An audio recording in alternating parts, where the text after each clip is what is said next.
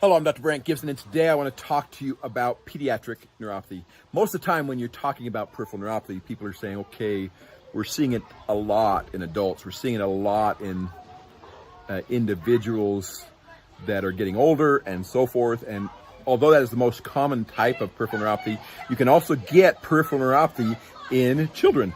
And this is the pediatric peripheral neuropathy. And so I wanted to give you a little bit of information about when and how peripheral neuropathy will present in children. So peripheral neuropathy in children can have some of the very similar causes.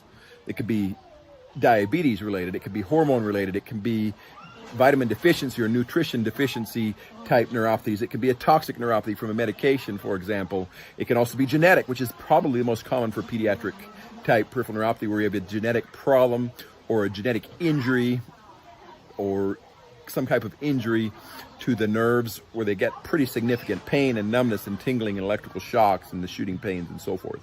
There are types of infections that you can get as a child that can cause a peripheral neuropathy. There are even types of inflammatory diseases, some of those being genetic as well, that can actually cause injury to the nerves in children.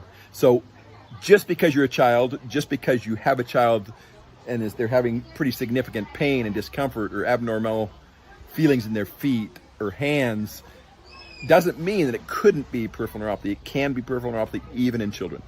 So if you have a child that's suffering and they're saying, okay, I have severe pain, and their pain doesn't seem to make sense, or sometimes you may even feel like they're making it up because it just doesn't make sense that way.